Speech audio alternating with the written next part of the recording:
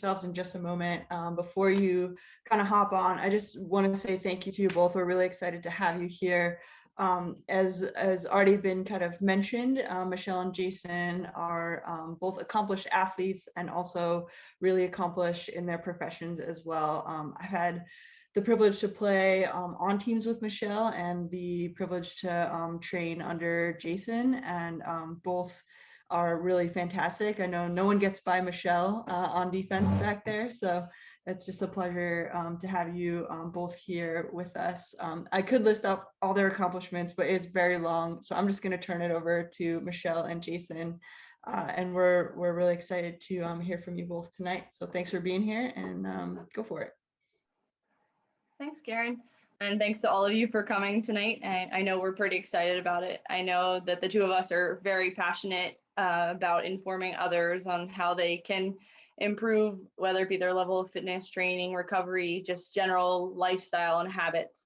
So we'll try to keep it fairly sort of open format. So feel free to interrupt us at any point. But to make a long story short, I am a sports PT by background. I treat mostly adolescent athletes now, but spent a good 10 years of my career treating anyone from adolescence through, geriatric ages, mostly athletes across the lifespan. So I've had, 85-year-old people that still play tennis, and I've had 7-year-old elite gymnasts. So all across the board, and I'm very passionate about injury prevention as well as injury recovery. So, I will throw it out there that I'm always happy to chat with anyone after this, outside of this venue, in terms of suggestions that are more individualized. We'll try to keep it fairly ball hockey specific, but a little generic, just because we want to make sure we, somehow give advice that will apply to all of you. All right, I'm Jason. I am a strength coach. I have a gym in the Philadelphia area. I also co-host a podcast, the Speed and Power podcast. So tips all the time on there. We have on a bunch of different guests. But I've played baseball through college. I played ball hockey from the time I was like 6th grade through currently I still play. And I'll stay as long as anyone would like to answer any questions people have. All right, this is awesome. Thank you. All right, am I good to share my screen now, Karen? Yes, go for it. Okay.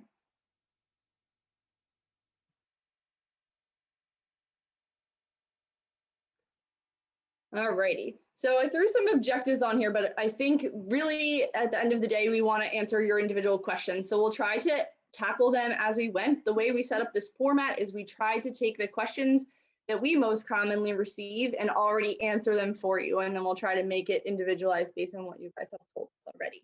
So I'm going to give you a little bit of a backstory about myself to start this off, because I'm a bit of an orthopedic train wreck myself, which is partly why I got into physical therapy in the beginning. So I had, before I turned, I had 3 surgeries before the end of my sophomore year of college, and I'm up to 4, but I will tell you that I was on the every other year surgery plan for a good chunk of my adolescent years, and knock on wood, I've been pretty good since. So having been through 4 orthopedic surgeries and still being able to train and play at a high level, I feel as though I have a lot of the background knowledge to be able to kind of help you guys and be like a true testament that it does work and you can continue to play despite lots of injuries. So in terms of my life, I think before I met this guy, I probably didn't train appropriately. And before I had the background PT knowledge, I kind of did probably what a lot of you youngsters did, and just kind of jumped on to the ice or the court or the field, whatever it may be, without much of a warm-up. I feel like the dynamic warm-up has been implemented pretty consistently over the past few years at most levels, which is nice to see, but we didn't do anything like that really when I was younger. And I recovered fairly quickly. And then as I started getting hurt, I noticed that my recovery time was just increasing the older I got. And I've now sort of fine-tuned my strategies to recover a lot quicker than I did even in my 20s. And I'm sadly at 35 at this point in time. So I think if I can recover better at age 35 after having 2 kids, I think that's a good testament to what you can accomplish. And we'll kind of talk a little bit about that as we go through this. And me being one of those frontline people when I'm playing on these teams to help manage injuries, and if Son hurts her back or Karen hurts her elbow, I'm just making stuff up. I've been that person at so many different tournaments at multiple levels, and happy to help provide that advice. So the first thing I'm going to talk about is some of the common ball hockey injuries. We all know this sort of stuff, but I did want to talk specifically injury prevention for sort of these bigger subgroups.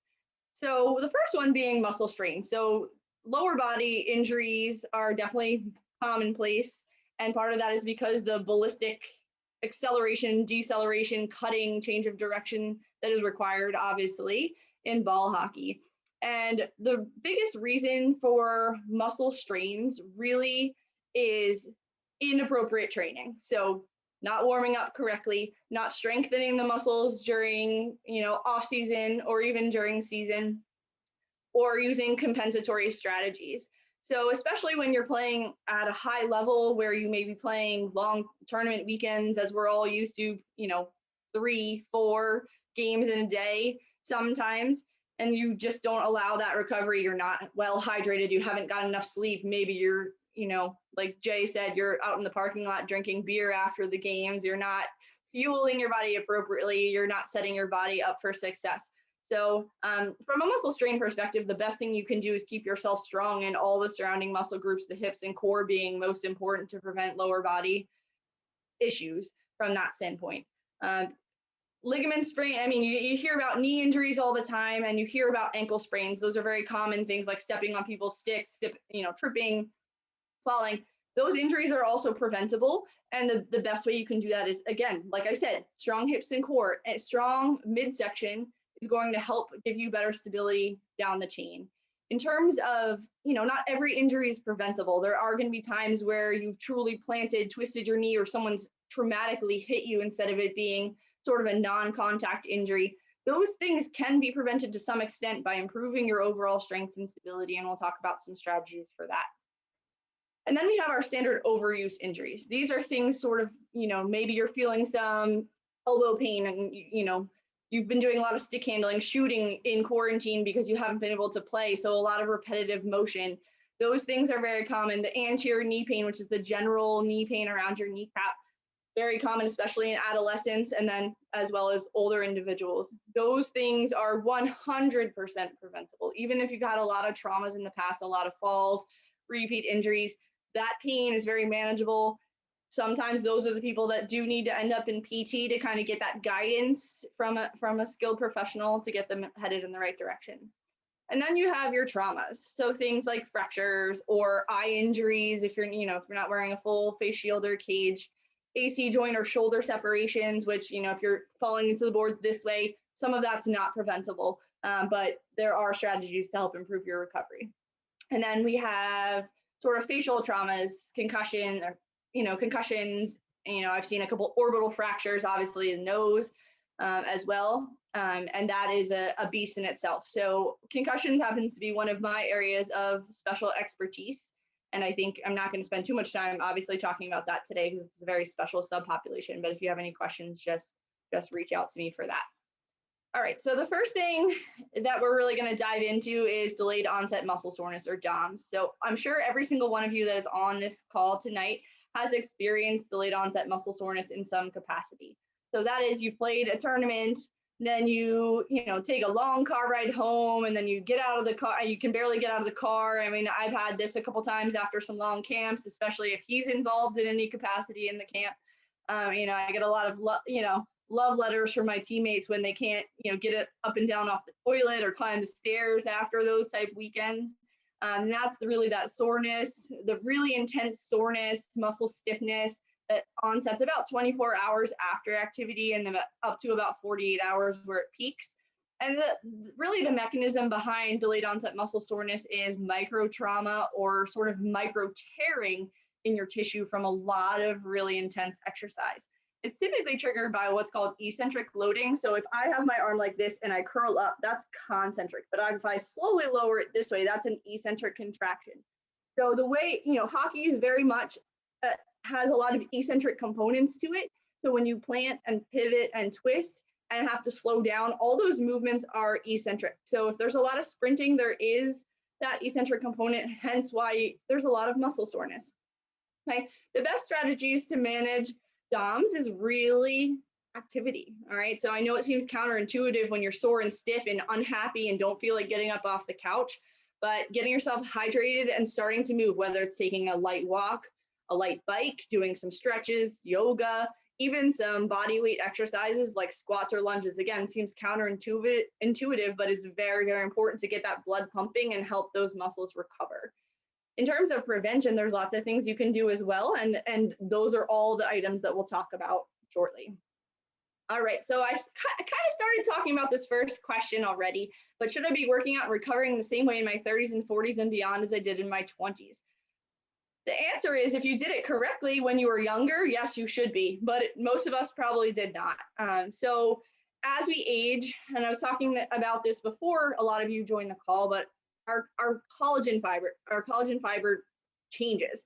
Our collagen alignment changes, and collagen surrounds everything in your body. It's in your skin, your nails, surrounding your joints, inside your joints.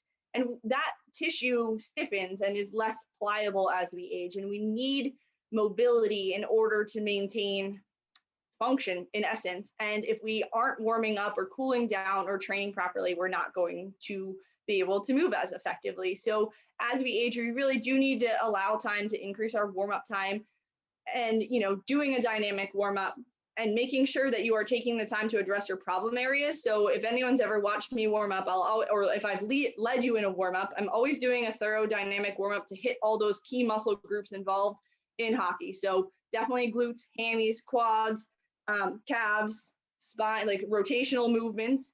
And then I'll go off to the side and a lot of times do a lot of my own corrective exercises, which are geared towards my problem areas.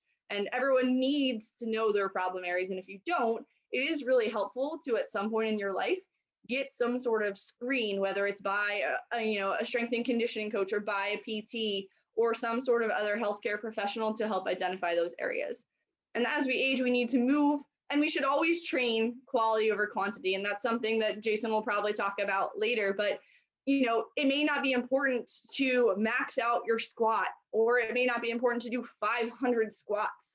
When we were younger, maybe that was the goal, but right now it's really to move well and make every single rep count.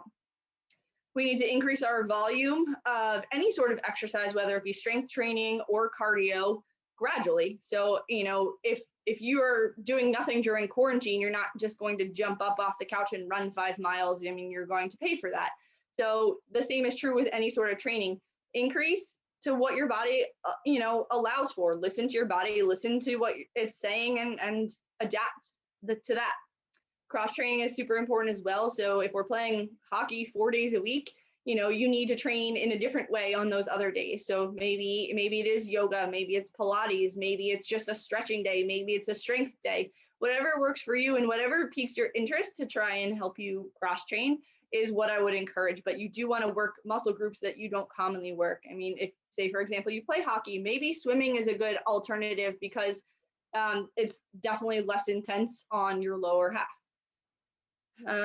So a lot of us, as we age, or whether we're in school or traveling for work or whatever that may be, it is a lot harder to fit exercise in consistently the older we get. Just because of our time constraints and life. I mean, life happens and we don't prioritize ourselves a lot of times and the things that we need to. Finding strategies that work for you. I mean, what works for me may not be the same for any one of you. I work way too many hours and I have a lot of commitments. And if I don't prioritize exercise, I at least have someone that's like, hey, you're not being a nice person. I know you didn't exercise today. I need you to go exercise. So it is helpful to have that person in your life, because for me, that tends to be my best outlet. And it makes me feel better. And if I don't do it, I'm going to be miserable and my body's going to hurt. And then I'll be even more miserable. So finding, whether it's 10 minutes here or there, whatever you need to do to fit it in. I do a lot of multitasking. I'm someone that at my desk at work, in between patients, I have a routine that I'll do, and my coworkers would laugh at me, but I'll lay down on the floor. I'll do some seated exercises at my desk. I keep a lacrosse ball in the cup holder in my car. I keep one at my desk. I'm always doing something mobility wise to kind of help with all my problem areas. And then, as I said earlier, seek help if you can't, do it, go alone. All right, so how can I better prepare myself for activity to speed up recovery afterwards? Again, I already said dynamic warm-up. Your dynamic warm-up should be at least 10 minutes, 15 minutes of gradually increasing movement. The key is to increase your heart rate, blood flow, get those muscles moving and blood pumping to prepare you for activity. You do want to make sure that after you've done the less aggressive pieces of the dynamic warm-up, that you do move to something that's more sport specific, and such as sprinting, change of direction, to prepare your body in that way. And then definitely targeted mobility. We're going to talk a little bit about hydration, nutrition. One thing that I really see a lot of value in is psychological readiness. So if you aren't mentally prepared for activity, you are not going to perform, and you are very much more likely to injure yourself. So say you're recovering from an injury, trying to get back into it, and you're nervous to get hurt again, and you're just not in a good headspace. The best thing you can do, and it's very proven in the literature, is to take a moment and go back and practice some mental imagery, and put yourself in a room, close your eyes, visualize yourself going through that activity with all 5 senses. So you need to be able to hear the cheers in the stand, hear that your stick tapping against the rink, and feel your feet on the ground, and smell the stinky gloves, whatever it may be, but you need to make it real for yourself and picture yourself going through those activities successfully without any sort of negative feedback. You can't bring that into that mental imagery environment. It's super valuable. I'm a big fan of the app Headspace. I know there's lots of other meditation, relaxation apps. That happens to be my personal favorite. To really kind of help get yourself in the zone if you're stressed, if you're not sleeping well. Those are all things that are absolutely necessary and vital for recovery. Overall, good lifestyle choices. So I think most of us here probably understand what I mean. Things like, drinking during a big tournament, smoking, anything that's going to decrease your overall health, and lack of sleep. So that's me. I don't typically get enough sleep, and when I don't, my joints also pay for it. So just remember that that's very important. And then listening to your body, making sure that if you're feeling some sort of ache and pain that doesn't feel normal, it's beyond just soreness, that you're stopping, taking a moment to assess what's going on. And then there are a lot of environmental considerations. It might not be a very important factor for those of us on this call at this moment, but there are times we're playing outside, or we're playing in somewhere that's not our normal environment, whether it's at altitude in a very hot, humid outdoor environment, or even, the first Worlds I went to in Slovakia, it was very hot and humid in those rinks, and your body, you have to prepare and train very differently when you're playing in those sort of environments, and making sure you're adapting to those considerations. And then they'll handle the training piece in a little bit.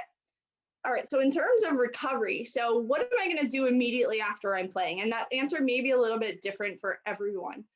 I'm a big fan of just grabbing a lacrosse ball, grabbing a foam roller, grabbing mobility bands, and doing that sort of stuff, doing some active stretching. But I'm not someone that has ever been able to just go sit on the bleachers or jump in the car. And I wouldn't encourage you to do that as well. It's fine to walk it off, or, hop on a bike if you have access. Self-myofascial release. So using, I've got lots of things next to me, but a standard lacrosse ball is really easy. Playground balls are nice. Stick rollers, anything that you can imagine. You have to figure out what works for you. And we'll talk a little bit about equipment. There's no need for anything fancy. There's no need to jump, run and jump out and spend thousands of dollars on the latest and greatest when you can have something that's, under $10. But the key is you have to do it, and you have to hit all those areas that are going to be sore later. Okay. And then we'll talk about each one of these individually. All right. So from a sleep perspective, all right, most of us here, well, not all of us, I think we definitely have some teenagers on the call, but for most teenagers, you have to get at least 8 to 10 hours of sleep, and good sleep, quality sleep, not with any sort of device in your bedroom. They got to be somewhere else, or silence completely, face down, no lights on. It's not good sleep hygiene to be constantly woken up by some sort of vibration, alert, lights, etc. And then for those of us that fall into more the adult category, we're in that 7 to 9 hours, which I'm guessing the bulk of us do not. So the best thing you can do is shut off any sort of technology at least half an hour before bedtime to allow your normal sleep wake cycles and melatonin to kick in. I mean, in an ideal world, all of us would take a reset at least 1 week a year to get out in nature and kind of let our circadian rhythm balance out with the sunrise and sunset. It's probably the best thing you can do. And if you really struggle with getting to bed on time, trying to slowly drop your bedtime a little bit earlier, maybe by 5 minutes every night until it gets to a place that allows you to get sort of that 8, 7, 9, or 8 to 10 hours of sleep a night. All right, nutrition. So I know that Larissa had a wonderful talk about nutrition, so I'm not going to go into a ton of detail for this, but I did throw up a few of the nutrients and vitamins, minerals, et cetera, that I think are most important for recovery, and threw up some of those options for you guys. But she talked a lot about, what should we be eating before you play? What should we be eating after to facilitate recovery? So I kind of threw in some of those, not, a little bit more atypical options for you, the sort of the antioxidant based stuff that will allow your body to promote recovery. So really the key is a well-balanced diet, lots of colors. You want to eat the rainbow, and I'm not talking Skittles, I'm talking all sorts of fruits and veggies, right? All right, so and protein. So especially if you're vegan or something of the sort, you need to find other alternative protein sources. And then hydration. So I threw this slide up for you guys here. Again, I know that this was discussed previously, but making sure that you are definitely getting enough fluid prior to activity. Ideally water, caffeine, or any of those caffeinated beverages such as energy drinks will definitely dehydrate you more. So making sure that if you are drinking those sort of drinks, that you are hydrating with water more aggressively. And then during activity, none of us like to drink during activity, but definitely try to take at least 2 big sips every 15 minutes, and then afterwards replenishing with water. The reason why, you want to take it? Go ahead. Yeah, sure. So we've all heard, make sure that you stay hydrated. But the real reason for that is when you're hydrated, your blood is a little bit thinner. When you're dehydrated, it gets thicker. And when we think about in terms of getting oxygen to our muscles and nutrients to our muscles, that's why we need to be hydrated, because all those things happen more effectively in a blood that's a little bit thinner when we're hydrated versus thicker when we're dehydrated. Got it. All right. And we need that blood to flow in order to recover. All right. So I threw some examples of recovery tools on here, and I'm going to highlight very, very briefly my favorites. Okay. So a lot of these pictures you'll see are things that you may see in physical therapy, or you may, if you watch things like the CrossFit games, they use a lot of these things. You see, people taped up all the time, and none of these modalities are absolutely necessary for anyone. But in terms of my favorite soft tissue mobilization tools, standard lacrosse ball works great. It, especially the ones that have a little tack to them, you can pin down spots and kind of move around them. And you don't have to be super aggressive with it. I like generic foam rollers and stick rollers for an overall muscle release, but I like something a little bit smaller and firmer for those pinpoint areas, which a lot of us feel. The Supernova is a little bit larger, similar to a softball size. This happens to be my personal favorite ball for soft tissue release, but again, not necessary. And a mobility band. So these might be like pull-up assistance bands if you've ever seen them. You can tackle any sort of tight joint. This is more for sort of joint tightness, but you can address some muscular tightness and stretching a little bit in a more aggressive nature with mobility bands. So some pictures of some other items. Jason's favorite tool happens to be like a Graston tool. It doesn't have to be, this is a very expensive version, but there are knockoff versions that kind of you just slip your fingers into. It's like a claw. There's so many different ones out there now, and they work, if you have certain specific sore areas, to kind of release those areas on yourself. But I suggest that you kind of at least have, you ask someone or have someone demonstrate that if you are going to purchase a tool like that, just so you have a little bit of knowledge, because there's 20 to 30 degree angle to attack the tissue is the most effective way. Things like deep tissue massages. I'm a big advocate for a nice sports massage or cross fiber work after or before a really big event. I don't do it very often, but especially in COVID times, luckily, I'm surrounded by a lot of people that can help me recover if I need to, but that's something in the past that you find a really, really good massage therapist that you have a good relationship with for those times that you can't really address it yourself. In terms of ice is nice only if you need it. It's not one of those things that's going to help you recover, from a normal ache and pain. It's if you have swelling or something that is truly beyond just normal soreness.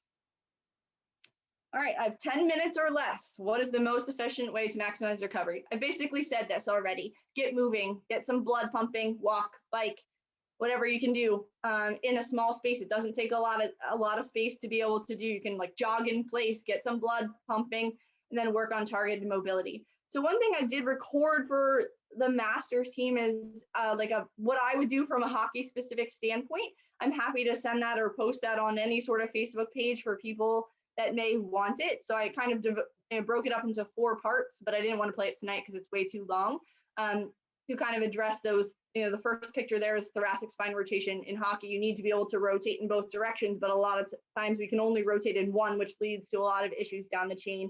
Changes our breathing pattern, changes our core activation pattern, changes our glute activation pattern. When that happens, we increase our risk of hip injuries, knee injuries, foot and ankle injuries. So being able to rotate in both directions is vital for any sort of hockey or rotational athlete. The second picture is a hamstring release that I like with a lacrosse ball underneath the back of the hamstring going into a slump. What you do in that slump position is you're actually tensioning your sciatic nerve, which runs down the back of your body. So anyone that's ever had back pain or any radiating pain down their leg is familiar with what's called sciatica. But releasing that sciatic nerve from within the hamstring or just releasing the hamstring soft tissue really helps to, make everything on the back half of your body more mobile. The third stretch there is what I call the kneeling hip flexor. It's like a couch stretch to hit the front of your hips and quads. It's a really, really nice stretch to hold for a long period of time, and you can play on your phone or whatever it may be, but that really helps open up your hip, especially if you've been sitting way too long during the day. And then the last picture there is someone tackling their piriformis or their glutes with a ball roll. So they're not really wiggling around, they're just letting it sit there and breathing. All right, so I think I've talked about a lot of these strategies to stay healthy already. So changing lifestyle, sleep habits, diet, hydration, implementing injury prevention strategies, setting realistic goals. Again, as we age, maybe it's not realistic for us to, I used to work out 2 hours at least 5 days a week pre-kids. That's not realistic for me anymore. And now I'm happy with 45 minutes. I'm happy with 30. I just have to up the intensity, and maybe I just don't spend as much time doing those filler exercises, as I call them. I got to get right to the important stuff.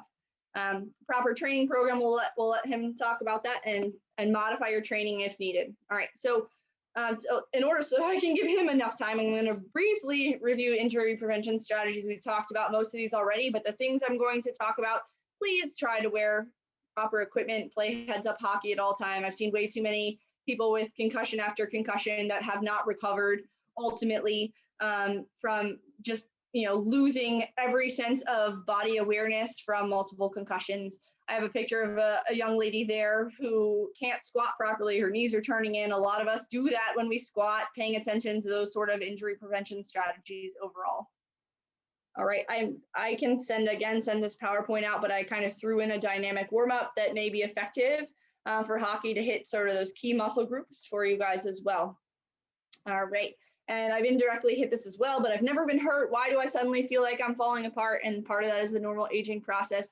Stress, a lot of times we just don't prioritize ourselves, and from that standpoint, we may be rushing straight from work to our practices or games, or from school, wherever that may be, and jumping right onto the rink. Trying to even take 5 minutes to do what you need to do to prepare yourself is very helpful. All right, so here is my fancy equipment. Okay, again, like I said, not necessary. The one addition that I will add to the list is some sort of loop band. So you can get these for about less than $5, okay? But you can do any exercise in a small space. So in COVID quarantine times, if you have to do stuff inside, these bands can allow you to work any single muscle group and increase the intensity of your exercise. So if you need suggestions, just reach out to me specifically. And how do I know if my soreness or pain is a sign of something more serious? Okay, so any sort of muscle soreness when you're playing a sport is normal. If you have some joint pain that is persisting, or muscle strain type sensation that is persisting more than a week, it's probably not normal. Anything that's sharp, shooting, stabbing, tingling, numb, bony pain when you're touching some sort of bone is not normal and should be evaluated by a medical professional. If you have some sort of persistent swelling, so maybe you rolled your ankle, you thought you'd be fine, you tried to walk it off and it's swelling 2 weeks later, that is 100% not normal and should be evaluated. A lot of times, especially in the younger individuals on this call, you can end up with something called a Salter-Harris fracture, which is a growth plate fracture that kind of presents similar to an ankle sprain. Or something of the sort, and those type injuries, or even bony, what you think is a muscular strain ends up at the insertion point of the end, causes a lot of discomfort. So check that out, get that checked out if any of those factors apply. All right. And when you're ready to return to sport, it should be guided by some sort of medical professional, but you really need to be pain-free, have full range of motion, normal strength, and being able to gradually increase running or impact jumping, plyometrics, agility, whatever that may be. And what I like my athletes to be 100% compared to their other side. If we're going through things like lower extremity hop tests, they need to be able to complete those at least 90%. And then in terms of after COVID, so if any of you have had COVID or know anyone that has, there are a lot of situations where individuals have developed cardiomyopathy, which it's not safe to return to sport if there's an active cardiomyopathy. So they are recommending any athlete that is participating in sports after COVID to have an echo and at least lab work done to make sure that that is not a concern for you, because you don't want to end up with some sort of sudden heart failure. All right, and I'm gonna let Jason take it over. Sorry for talking so much. It's not my area to be very concise. All right, so how should I be training and focusing on recovering between games and practices? And a lot of this comes down to actually setting a goal. So our main goal, if you play tournament hockey, is to peak for those tournaments. If you play internationally, it's to peak for that as well. So if we always skip workouts on days that you have league games and you completely don't do anything else, we're not really going above and beyond to prepare yourself for the faster speeds and the more intense play that you would see at tournament play or at international play. So it's important, as Michelle said earlier, that maybe you don't do a full workout, but you still get in something on those days. And we can talk about that a little more specifically in a little bit. How should I be modifying my training and recovery during COVID times? So I'll go over a training program later on, but it doesn't matter the equipment you have, the space you have access to. You can always make modifications, but we always need to have goals in mind. And the goal is going to be to train specifically for hockey. So if we're thinking about training for hockey and how we can eliminate injuries, ultimately the best type of eliminating injuries is going to be a very good, well thought out program. And I'll go over that in more detail. So we always want to train smarter, not harder. So a good saying is, don't let today's workout ruin tomorrow's workout.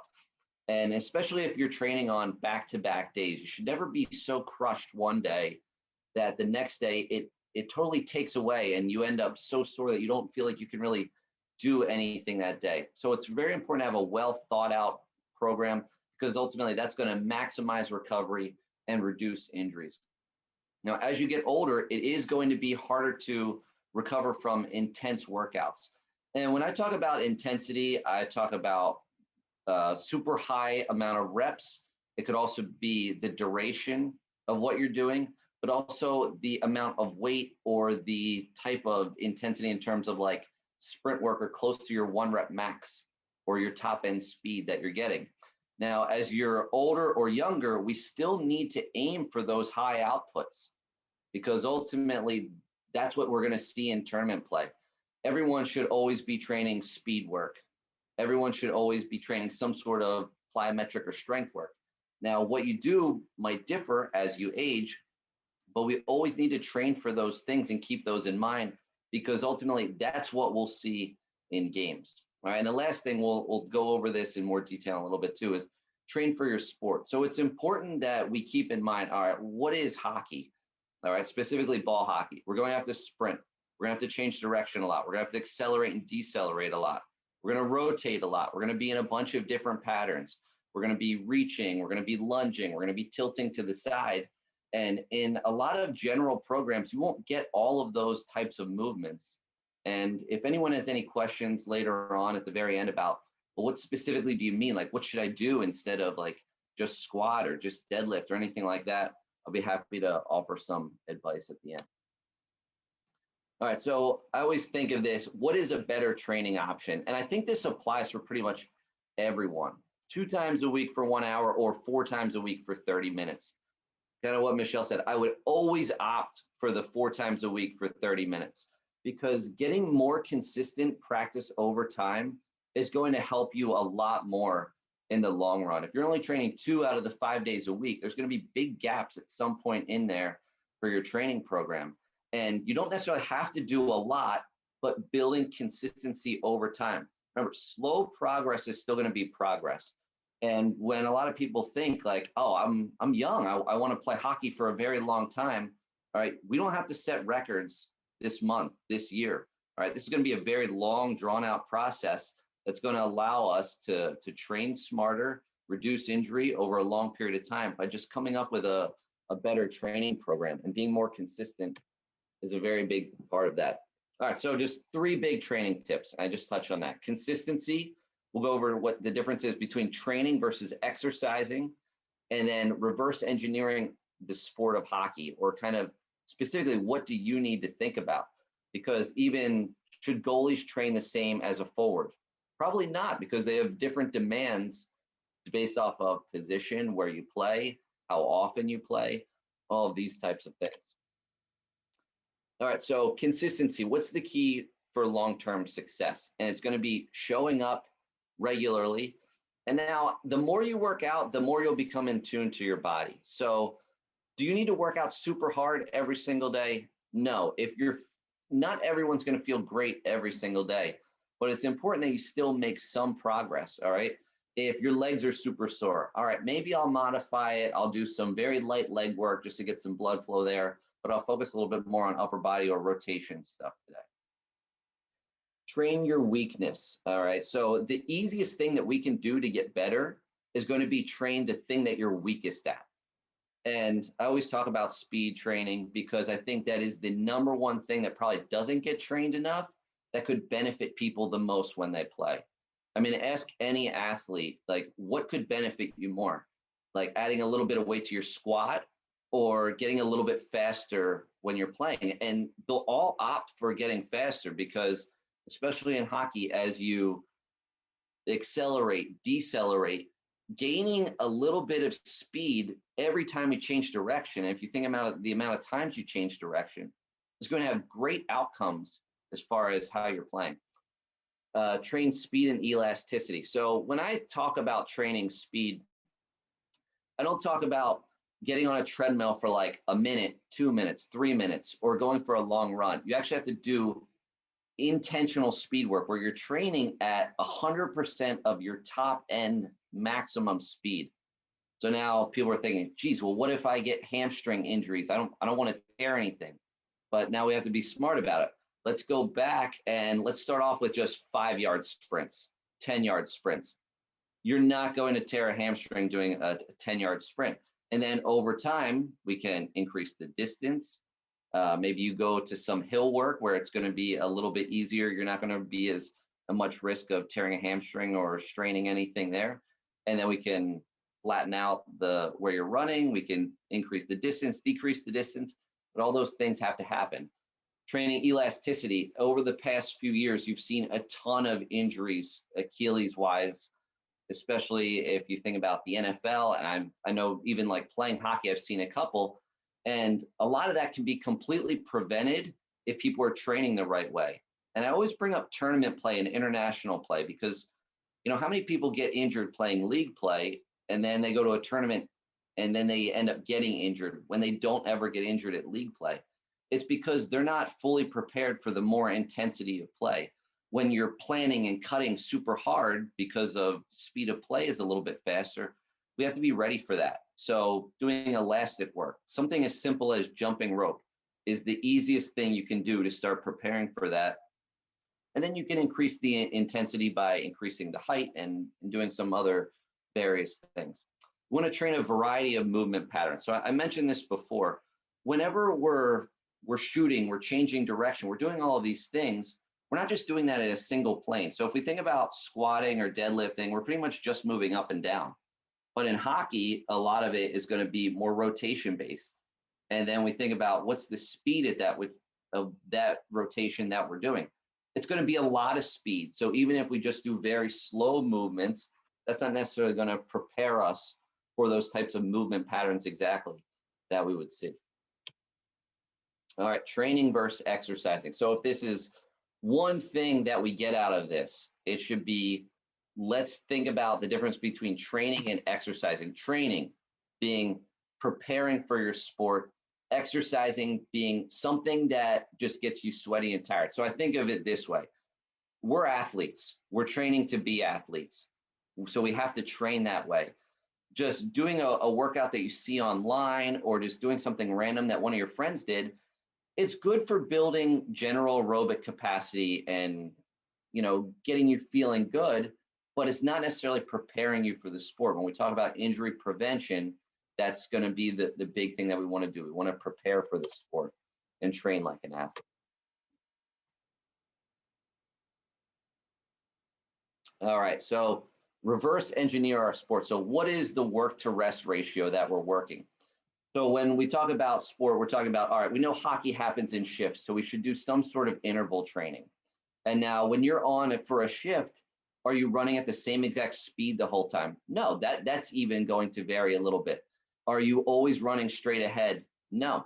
So we need to make sure that if I think of a forward's going to typically sprint angled forward one direction or the other. They're going to do a lot of curvilinear running or sprinting around what would be like a semicircle or something like that.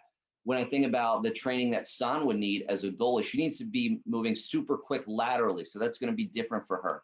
If I think of a defenseman, they're going to be needing to move backwards. They're going to need to move well in any sort of backwards pattern or, backpedaling and going into a sprint. And these are all things to consider when we're going into our training program. I just wrote up a couple quick training options, and it's basically, I'll just make this really short and simple. All right, 2 of the days a week, we would train distances a little bit longer.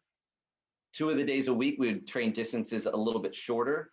One of our plyometric days would be elastic work, like I said, something like jump rope. Another day would be force-based, where I think of like a squat jump where you're just jumping as high as you can, not necessarily repeat jumps as fast as you can. You would alternate your heavier days and your lower body days, your heavier upper body and lower body days. And then our conditioning should even change. All right, we talked about doing interval-based stuff for hockey.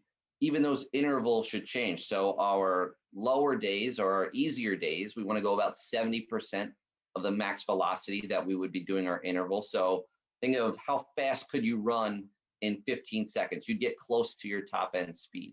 So what's about 70% of that? It's still going to be a hard run. So it's probably going to be a little bit harder than people think it is, but ultimately that's what's going to prepare you a little bit better for running at higher speeds all the time. And this is just the other option. The only difference between one or the other is one combines upper body and lower body on the same day, the other divides it up. And, a lot of this comes with, there's no right or wrong answer. It's whatever is appropriate for you and makes you feel good after your workout. All right, preventing hamstring strains. The number one thing we can do some sort of sprint work. All right, I know the number one thing people say at the end of a tournament is their hamstrings are super tight, super sore. And that's because typically they haven't done enough actual sprint work. And I mentioned how we progress sprinting, go from a short to a long approach. So if you know your tournament's coming up in a couple months, all right, maybe this week I'm doing 10-yard sprints. Next week I'll go to 15 yards. The next week, maybe I'll stick with 15 yards, but I'll do more reps. And then you can keep playing with it like that until we get up to like 40 or 50-yard sprints a week or two before your tournament. All right, and the last thing, how often should you change your program? So we never want to get stuck in a plateau. Every 2 to 4 weeks, we should be changing something. It could be exercise selection. It could be the time under tension. So maybe you slow the rep down or you add a pause in there. It could be the actual amount of volume you're doing. Maybe you add a set this week, you take away a set, you work on strength for a couple weeks, you go back to some more endurance work. But something has to change so we never hit that plateau or that stimulus. All right. I don't know how much time there is for questions, Sorry, but Karen. I'll be happy to answer any questions. Yeah, maybe like this is all amazing info. I know we're supposed to wrap at 9. So I'm just gonna share just what's upcoming. To hop off, feel free to hop off. If not, we can stick around for a little bit and take some questions. So just looking ahead in March for the UWs, we have our March Madness stick handling, so look out for those videos. And then we will continue our speaker series in April. We have unfortunately canceled Springfest, but we're still excited to see you all at our community speaker series and engaging with us in community online. So that's just the UW stuff. If you do need to hop off, thanks for joining us. We'll continue to record the questions beyond this, and we'll put it up on the on our website, I believe, Son. But yeah, thanks for joining. And again, Michelle, Jason, and I will stay on for any questions that folks have. Michelle and Jason, we do have one question in the chat already from Jamie. Jamie said, should agility training be added to like an agility ladder? Yes, so that's something, actually, that would be something that would be awesome for a warm up to your workout.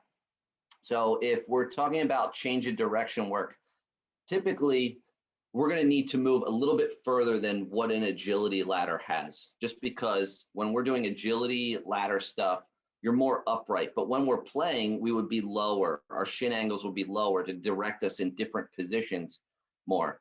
But I think something like that is awesome. It's one of those things where you can, build in some elasticity and do that type of work. So it's a good idea to add something like that in. And I know Liz just jumped off, but that is a good thing to do in a small space. So even if you have a hallway at home, she said her garage is really cold, but you don't need a lot of feet to be able to do some of those short, foot in and out agility ladder type movements. But if you have a long hallway at home, that's a really easy thing to get some blood pumping. I'll answer another question that wasn't necessarily brought up, but it's another recovery tool. So after a workout, breathing is something that everyone can do for their recovery. So when we think about how workouts affect our nervous system, going into something like a nasal breathing recovery thing, where maybe we're thinking about a 4-second inhale and 8-second exhale, and maybe even add a little pause to that, but you do that for a few minutes, you're already going to shift your body into a state of recovery. Because whenever we work out, our nervous system is stimulated and we go into that kind of fight or flight response where, we're kind of amped up. So we need to kind of bring our body back down to almost start that recovery process right away.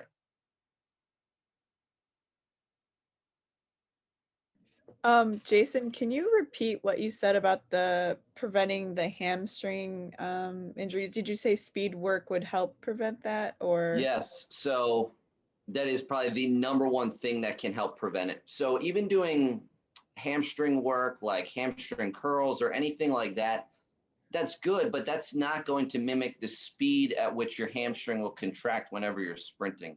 So you have to add in sprint work. And I mentioned before of doing will be like a short to long approach, or you start off doing just like 10-yard sprints.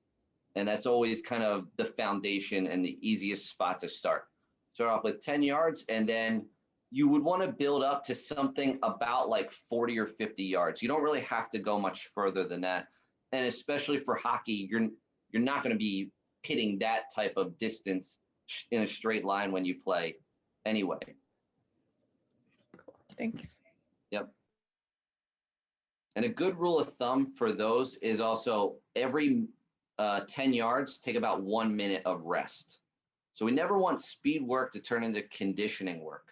So if we're always trying to improve top end speed, we have to be recovered whenever we do that. So even though you're going to feel ready to go, take the full time to rest.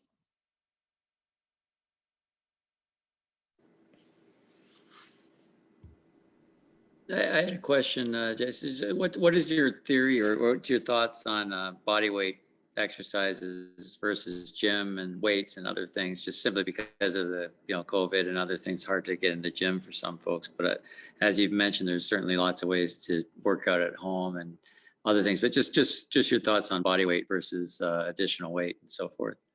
So I think the one of the things I see from the best athletes is they all have great relative body strength. So it's not ever about even like the top end numbers of how much you can squat or how much you deadlift. It's all of that compared to whatever your body weight is. So even if I think of progressing body weight stuff, it's the possibilities are endless. So doing like a single leg squat and then even holding like some weight with that is very difficult for just about anybody. So if we think about doing that, working up towards a one-arm push-up, working up to some very challenging types of pull-ups, that leaves you with an endless amount of exercises that you can do without actually having a gym. And if you're trying to build relative strength, those are all great things that can help you do that. Thank you.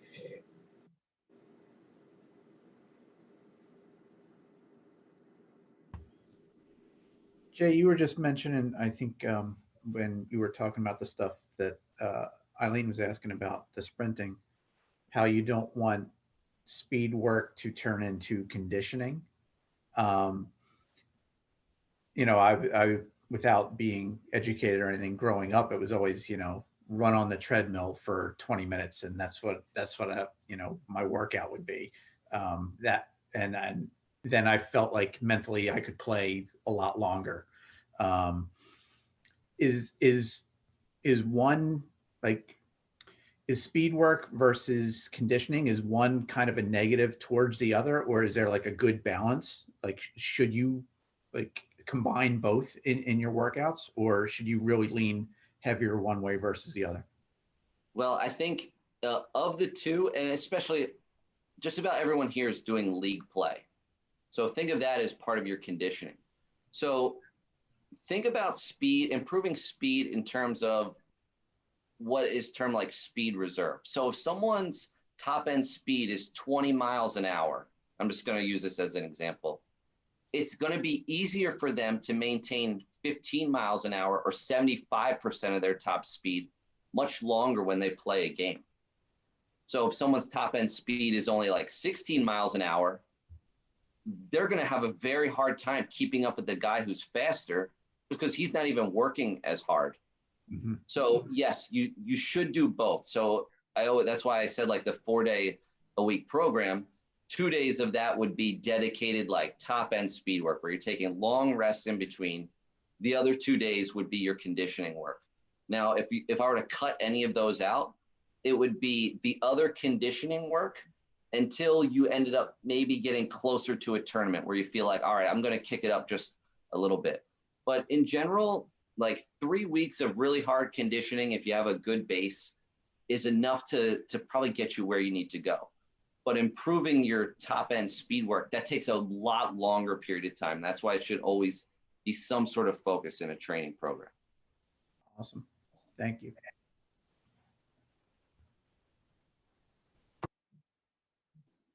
And Jason, along those lines, like you said, I think in the talk that, like if we have, a Wednesday league game and we don't do like our workout, is it sort of that same line? Like I'm just kind of getting the conditioning, but I'm not doing any of the muscle building work. Absolutely. Yeah. So if Okay. I were to cut out anything, it would be the additional conditioning stuff and then get as Gotcha. much of the strength stuff that you could get in that day. And it could only be like 15, 20 minutes of stuff. It doesn't have to be anything crazy, but you're still getting in everything you need at some point throughout that day. Okay.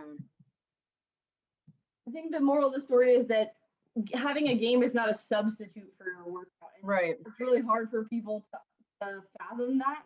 So I think what Jason said is very valuable and very true, and trying to, because if you're playing multiple times a week, all of a sudden you've lost 3 days of workout, and that definitely is not helpful from an injury prevention standpoint. Yep, it always comes back to, when do you want to be at your best? And just about everyone would say at tournament play or at some sort of like international tournament. So if we always took off these training days during the season, and now you might not feel you're 100% best for a league game, but keep the end goal in mind. All right, Eileen, I saw your comment about that video that I mentioned from the mobility standpoint. Yes, I'll find a way to share with you guys. Especially if I can share it via, like a Google Drive situation, or if I can post it somewhere, on Facebook or whatnot, I'm happy to do that so you guys can grab those videos. Michelle, if you don't mind, we can definitely share it through, our YouTube channel. Sure. Yeah. We're gonna put this recording up on the YouTube as well. I made it. I hope people can benefit from it. It's it's something you can follow along with really easily and make that as part of your workout. That'd be great. Thank you so much. Of course. I don't know if this is in your ballpark, but I'm just gonna ask it. What's your recommendation for ball hockey shoes?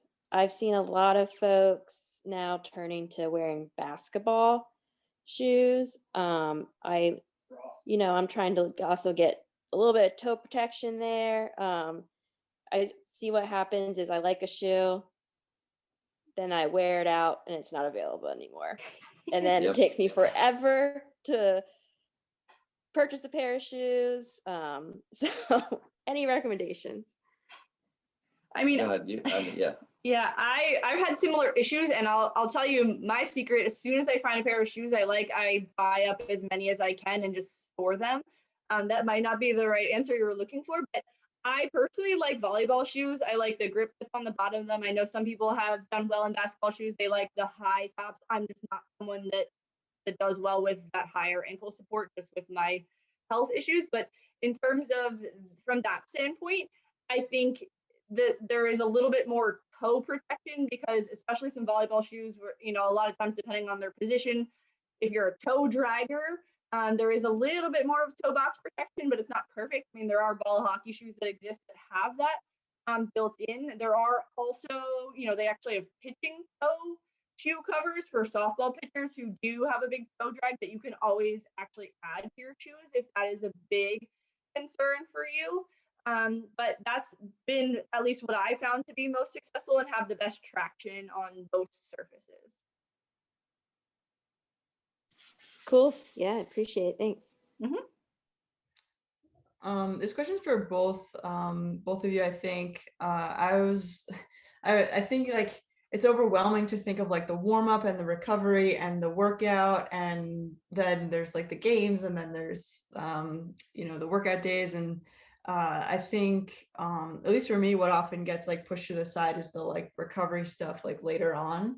I'm like, oh, I finished my workout, I have to get to like work or whatever if I'm doing it in the morning or something like that. So I was wondering if you have any advice just around like how to balance that. Is there like would you recommend like prioritizing always the warm up and then like if the recovery falls, it's not that it's okay, but like is there like one or the other, or is there like a day when you would recommend doing recovery type work, like the smashing and stuff like that, on like an off day, so it's not like at the end of your workout or something like that when it gets super long? So any advice with that? Yeah, I agree. I don't always have time. I used to always have time at the end of my workouts, and that's just not feasible anymore. So hence I keep the ball in my car. I'll put it under my hamstrings while I'm driving. I'll put it behind my spine, so I'm getting some sort of soft tissue work. We keep this bin of all our mobility tools right next to the TV. So if there's any Netflix or Huluing, there's lots of floor space to be able to multitask. So I think it's not always vital that it happens immediately after a workout, as long as it's happening at some point. And I think he would agree with me. I think it's always nice to have one recovery day a week. if it's an off day, completely take it off or do some of that mobility work. And I think it's only going to benefit you in the long term. It's, you know, if you can't do it at the end of the month, I mean, if you're really sore, you need to be able to like prioritize that time. But if you felt pretty good, I mean, it doesn't have to be immediately. You know, at some point would be helpful, but just find creative ways. You know, I'll get my laptop down on a low surface and like do some deep squat holds or some like kneeling just to kind of get those hips open up while I'm working. It's, you know, it may not be perfect, but it's better than nothing. I would say if you did want to cut out some of your warm-up time, like the main goal of the warm-up is to, you know, increase your heart rate. You should be sweating a little bit at the end of the warm-up, because a warmer muscle is going to end up producing more power. You have more joint mobility as you do that. So you could shorten it up as long as you still get to that same end point, which might leave, you know, a few more minutes at the end anyway to do something. That's helpful. Thanks. The other piece of the question, I think, is just like, there's always something to be doing. So it's like also mentally a little exhausting. So is there any hope of it just seems like it's a constant thing. So any like even like mental strategies to like keep that consistency going? Because I think it's hard just over time to be like, oh, I've got to warm up, I've got to recover, I've got to make sure I do the strength stuff, I've got to go to my games, I've got to like, and there's just like all this stuff that continues on. So any like strategies to help keep consistency as well? Yeah, I would say, you know, think of the main goal. You know, if the main goal is, you know, I want to improve my hamstring flexibility and my hamstring strength, everything should be geared towards that if you're limited on time. Because just doing a tiny, tiny bit of everything is going to be forever to see gains in that. Pick your weakest area first and really target that. And then when it's no longer a weakness, then attack the next thing. It is very daunting and overwhelming to tackle a little bit of everything. When I have patients or myself who have problems in lots of different areas, I think you really just kind of goes back to listening to your body and figuring out what that priority is right this second. Like today, I'm noticing my hamstrings are really tight, or maybe my back is feeling extra stiff. It doesn't have to be everything. Prioritize your warm up to address those areas and your recovery as well. And try to be creative with the exercises too, because there are some boring stretches and then there are ways to attack it a little bit differently that can be more exciting to give you variety.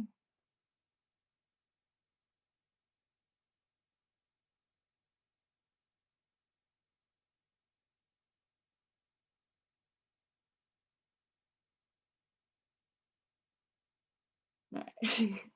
See, Alexis, your question coming in. She's got us on the hook. We're waiting for it. Yeah.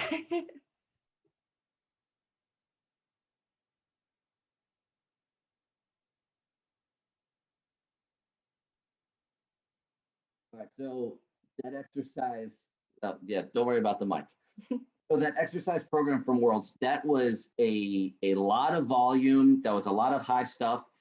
I would start with probably close to the same number of exercises per day, but I would decrease the number of sets by 1 or 2. So I would just start with probably like 2 sets of everything to start off. And you don't have to go heavy with the weights initially. Just kind of get used to doing those things, and you know, you'll see benefit over time. Like I said, consistency is the #1 thing. You don't have to go super heavy and, you know, crush every single workout that you do, but you do need to do something every day. So I would say just cut the number of sets down to 2 and start from there and see how you feel after a month or so.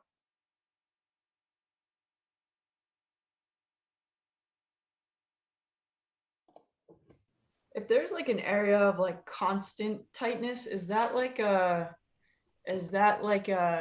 form issue versus like a recovery issue? Or like where's the balance between it being like maybe you're just doing something incorrectly, so you're getting like extreme tightness in your like, you know, glutes or hamstring or groin or whatever, versus like I'm not, you know, whatever, smashing enough or stretching enough or something? Yeah, if it's constant, usually it's indication of a compensation from somewhere else. So glutes, for example, if your glutes are always tight, maybe it's that maybe they're weak. maybe your core is weak and your glutes have to work double overtime for your, for your core that's not doing its job, or et cetera. So I think at the end of the day, it really just depends on that muscle group, and it's hard to generalize that answer, but usually it's a problem coming from somewhere else. It's not usually isolated to the muscle where you're feeling the symptoms. Occasionally that is the case if you have a lot of micro traumas to that area. Sometimes it can indicate a nerve issue at the spinal level. So if it's an upper body, it could be coming from your neck. If it's lower body, it could be coming from like a segment of your back. And sometimes if that muscle's always triggered, it's again from a different place, but it's usually from the spinal level where the nerves are exiting the spine.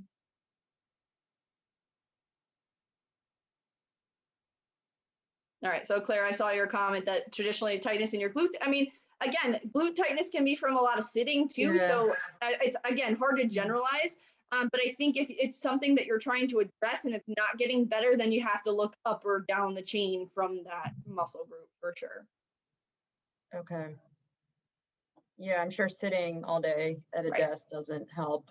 And like, do you recommend like someone looking at whatever the issue is, or is there ways to think like, all right, if it's my glutes, maybe I'll try my hamstrings, then I'll try my whatever. Like, how do you do that if you're not trained in that? Exactly. So I think if you've made a conscious effort of, you've tried some mobility work to that muscle group, you've addressed the muscle groups around it. So glutes, for example, sometimes your glutes will also respond to your psoas, which is the deep hip flexor on the front side of your hip. So again, if that's tight and or weak, glutes are going to compensate. So if you've kind of hit everything in the surrounding area somehow on your own, and it's not changing or not really made an improvement or has potentially worsened, that's definitely the time where I would encourage you to be evaluated by someone. And it needs to be someone that's just really well trained in movement assessments, but doesn't have to be necessarily a PT. There are plenty of athletic trainers, there are strength and conditioning coaches that have sort of those skill sets. There are chiropractors that are decent at that as well. I don't want to skip anyone else that's, any of the other helping professions.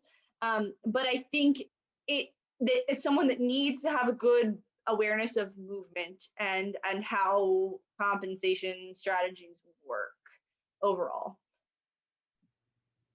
And someone you trust to listen to you too, which is important. I thought of another question. I know you had mentioned, Michelle, I think earlier, that something that strains muscles a lot is the hips and the core. What's a good hip exercise that you can make sure that you're flexible there with your hips? Yeah, so it's especially in females, and we tend to have a wider pelvis, which puts our lower extremities in a bad position for glute activation. So those hip exercises, there's so many, and I'm happy to send you some, Eileen, as well. But typically, if I back this up for a second, sorry, I'm going to drop my computer. Let's see if I can make you guys see me. Typically when you're squatting, if your knees are kind of doing this, that's a problem. So things like adding bands and being here and working out against that resistance of the band, or single leg squat, again, with a band pull out, things like clamshells, bridges with band pull aparts. I mean, there's thousands of exercises you can do, but bands typically are a decent way to get those glutes woken up. A lot of females do have what I fondly refer to as dead butt syndrome, right? So their glutes just don't activate, and it's not your fault or anything. But that's typically, as Jason said, with the sprinting piece of hamstring, from the repeat hamstring injury standpoint, a lot of times it's because the hamstrings work for your glutes. And it's just, there's lots of different things all over the internet, but I have plenty of exercises I'm happy to send out. But anything that makes your glutes burn, and that band just adds a little correction for poor knee positioning to get them firing a little bit more effectively. But if you're doing those sort of things and not feeling it in your glutes, or feeling it, you're compensating with your quads, that you just kind of have to slow down and again focus on that quality over quantity, and make sure I always tell my patients, I want you to put your thumb right on your rear end, and I want you to feel that muscle tighten, and if it's not tightening, you're doing it wrong. And slow down and say, all right, think, brain, I need you to fire your glute. And you just have to go through that conscious effort to improve those activation patterns sometimes, because we've learned to cheat a long time ago Probably when you're going through puberty, because that's about when glutes shut off. So keep working on it. You've got a lot of years to make up for those misfiring patterns. So Thank you.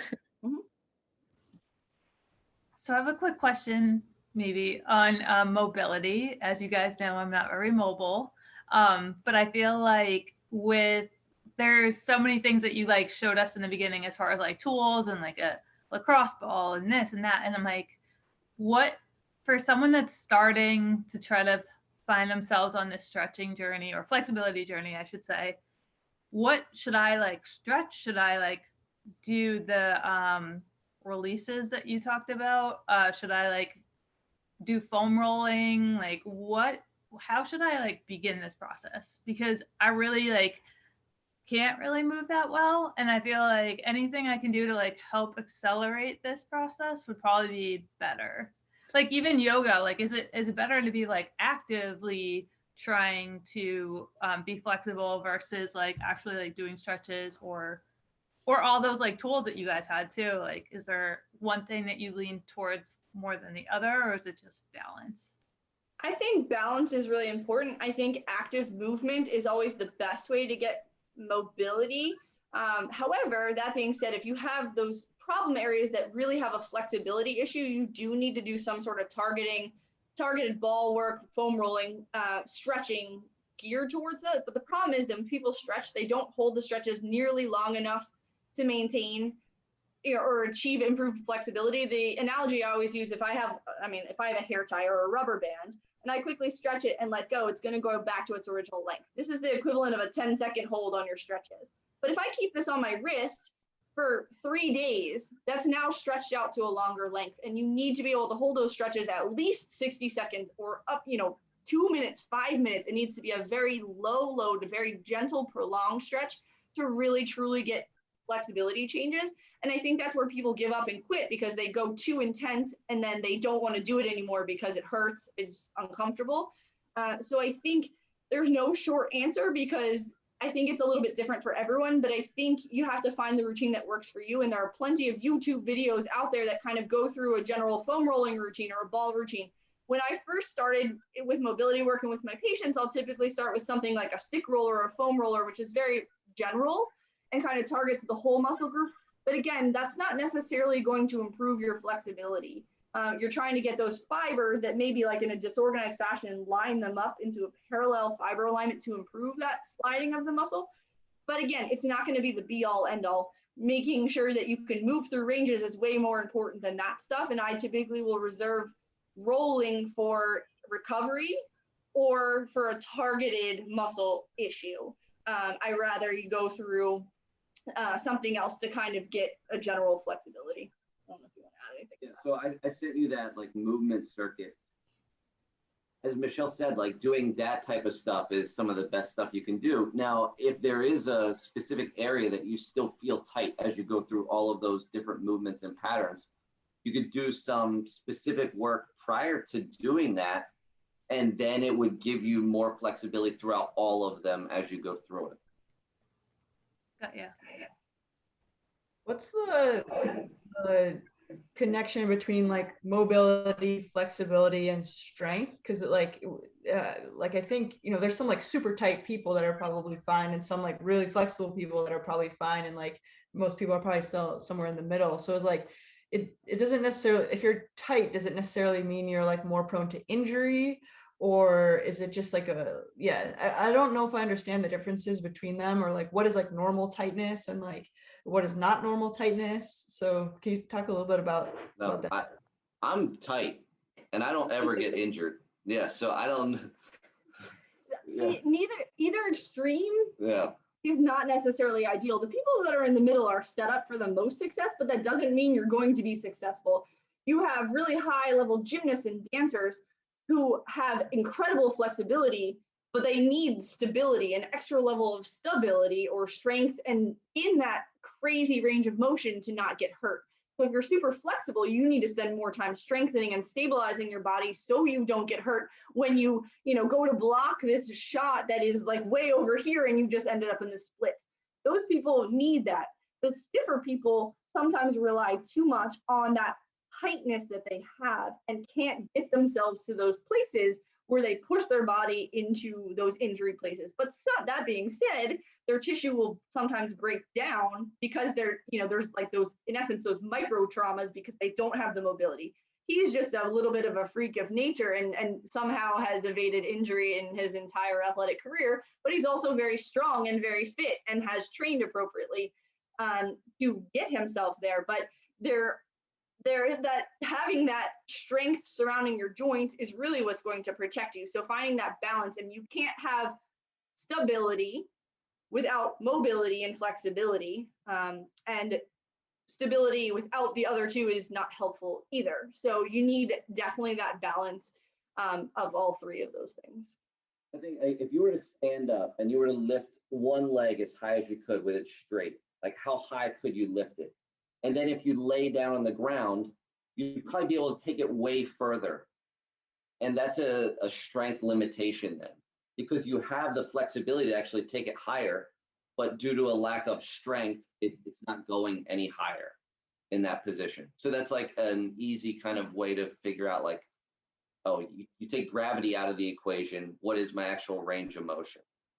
Right, or I might be really good in what's called a closed chain position where my feet or hands are planted on the floor if I'm like squatting or I'm on my hands and knees doing some sort of activity. But when you make it open chain where my body parts are now moving and not stabilized on the floor, that's entirely different animal. And we need to be able to train in all those movement patterns to keep ourselves safe. And I think that people really get fixated on sometimes one of those two. Like if you're into using, not that this is wrong, but if you're into training with a lot of machines, a lot of those machines are very much open chain. Like if you're sitting on a machine doing like a bicep curl or a knee extension machine, that's not necessarily the way we function in sports. So just trying to be aware of those things and again, achieving some level of balance in a very challenging situation. It's, again, you said it's very overwhelming and hard to tackle all of these items at once. So again, trying to find a way to carry it over to function is your most important item, I would say.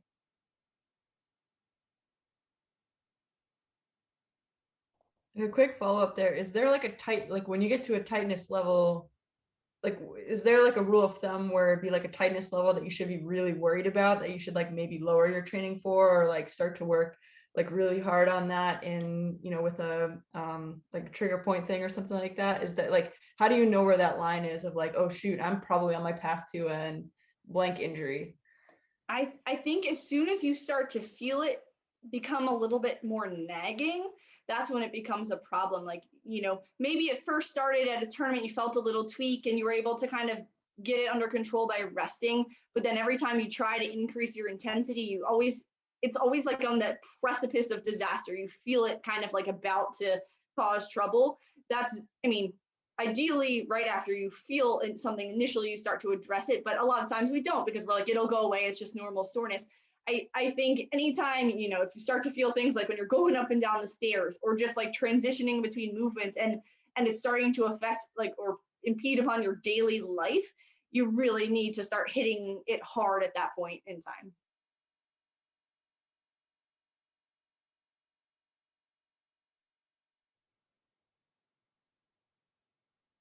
Anyone else have any questions? So can we just call you and just ask you, like, if we feel a sharp pain, if we should like keep going or not? I've always been here for that purpose. There's so many though. I don't know like which one to like focus on. And I feel like it's really hard to give generic advice for that. It really is. It's very much joint dependent or muscle dependent. I'm always here. I'm always happy to help. You guys know I love my job, so.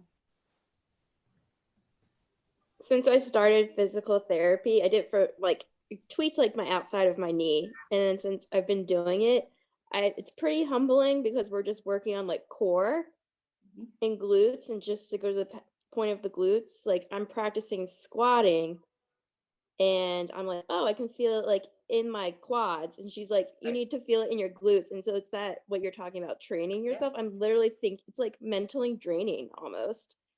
Because you're just like, how do I feel this in my glutes? Like, it's an experience. It's a really humbling experience. I agree, and I think that I wish physical therapy had more of a preventative role in our culture in the US, in terms of, I think everyone would benefit from a PT eval every year for prevention. I mean, I might be biased, but I think figuring out those problem areas before they become a problem and addressing it is so valuable.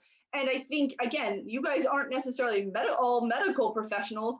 And if you haven't quite developed that awareness in your body, it does not hurt to go and seek out someone that could be a good resource when these problems do pop up, and kind of give you an idea of what's going on with your body. I mean, all my patients feel squats way too much in their quads, and they don't ever use the right muscle group. So it's not just you, Megan, it's literally everyone for the most part, especially that has any sort of lower quarter pain of any kind. But you just need some guidance sometimes to get it jump started and find those right muscle groups and help wake them up. And once you understand how to do those movements, you can usually kind of take the reins and control the rest yourself.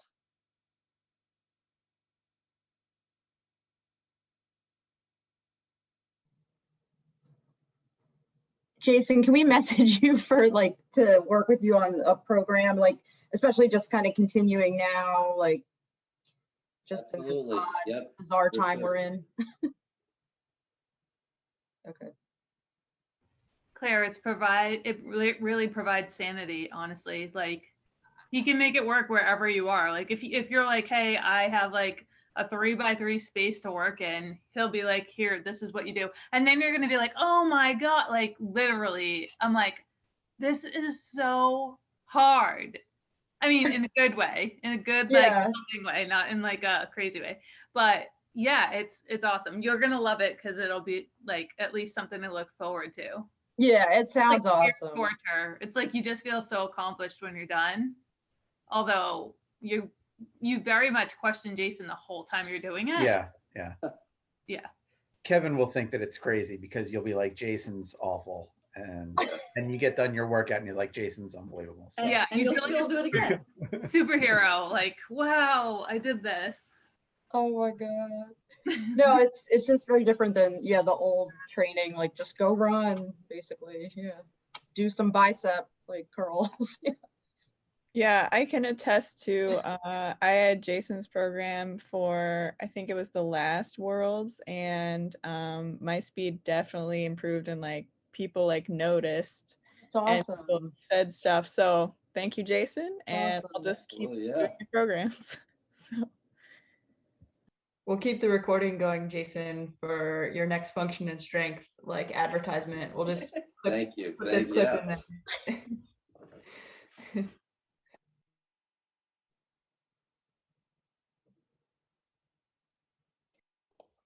Any other questions for Michelle and Jason? thank you. Yeah. Thank you, Well, thanks. guys. Yeah, thank you Thanks, guys. So everyone. awesome, guys. Thank Yeah. you. Good night. Don't Good night. forget to listen to his podcast, The Speed Yeah. One. Yeah, That's right. where do we find I'll such podcasts? subscribe, yeah. Everywhere you can find podcasts. Yeah, it's on pretty much every podcast option. What's it called again? The Speed and Power Podcast. Fantastic. We'll have to share it like every week it comes out. Or is it weekly or? It is weekly. Yep. I mean, we can share it. Yeah. Yep, I just subscribed. Awesome. I mean, if we listen to it, will we become faster, or do we have to actually like? I mean, It's a step in the right direction anyway. all right. Hey, I'll take it. No pun intended. Yep. That's his theme.